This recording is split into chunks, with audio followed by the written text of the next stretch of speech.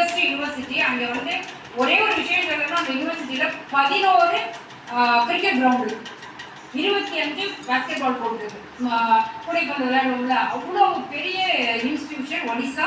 அங்கே இவங்க போய் பார்ட்டிசிபேட் பண்ணியிருக்காங்க அழகாயிபுரம் யூனிவர்சிட்டி மூலமாக. இன்னொன்று அண்ணா யூனிவர்சிட்டி, இப்போ மெட்ராஸ் யூனிவர்சிட்டி நடத்தின இதுலேயும் போய் பார்ட்டிசிபேட் பண்ணியிருக்காங்க. ஸோ நம்ம இவங்களுடைய திறமை வந்து யூனிவர்சிட்டிக்காக இவங்க என்ன பண்ணியிருக்காங்கன்னா ஒரு தேசிய அளவில் போய் பார்ட்டிசிபேட் பண்ணியிருக்காங்க. ஸோ அவங்கள தான் இன்றைக்கி நம்ம வந்து உங்களுக்கு செஞ்சு காமிக்கிறோம் கூட்டிகிட்டு வந்துருக்கோம். ஸோ ஓகே, இப்போ யோகா பற்றி நிறைய பேசினாங்க. இந்த வருஷம் ஒரு வருஷமும் பிரைம் மினிஸ்டர் வந்து ஒரு தீம் வைக்கிறாங்க. தீம்னா ஒரு கருத்து. அந்த வருஷத்துக்கு நமக்கு என்ன தேவை இருக்கோ அந்த தேவையை அந்த பிரைம் மினிஸ்டர் வந்து என்ன பண்றாங்க, அதை புரிஞ்சுக்கிட்டு தெரிஞ்சுக்கிட்டு ஒரு கருத்து வைக்கிறாங்க. இந்த வருஷம் வச்சுக்கக்கூடிய கருத்து என்ன அப்படின்னு பாத்தீங்கன்னா, 1 எர்த் அண்ட் 1 ஹெல்த். 1 எர்த், எர்த்னா என்னது?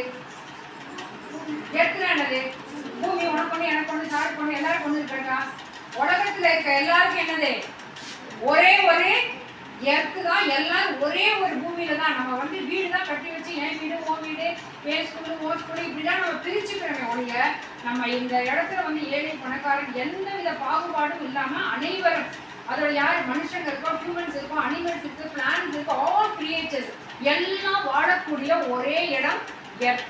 அப்போ 1 எர்த் தான். எல்லாருக்கும் எர்த் வந்து என்னது? சமம் தான். அதே மாதிரி 1 ஹெல்த். 1 ஹெல்த்னா என்னது?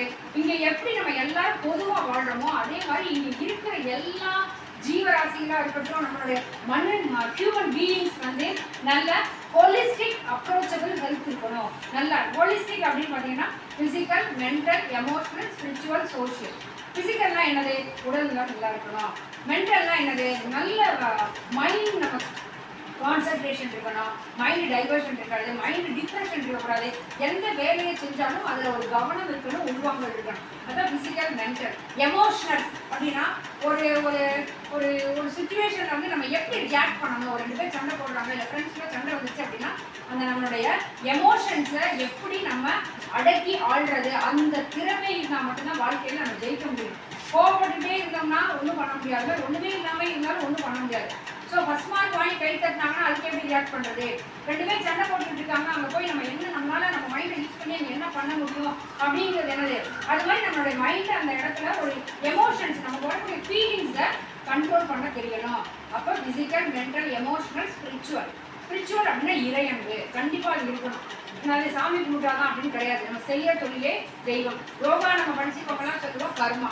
கர்மானா என்ன அப்படின்னு பார்த்தீங்கன்னா, நம்ம என்ன முன் பிறவியில் அப்போ அந்த ஜென்ரேஷனில் பண்ணியிருக்கோமோ அதோட இம்பேக்ட் தான் வந்து என்னது, நம்ம இன்னைக்கு அதை அனுபவிச்சுட்டு இருக்கோம். கர்மா அப்படிங்கிறது இந்த கைண்ட் ஆஃப் ஆக்ஷன், செயல்கள் தான். நம்ம நல்லது செஞ்சோம்னா திருப்பி நமக்கு நல்லதாகவே கிடைக்கும். எத்தனை ஜென்ரேஷன் ஆகாது.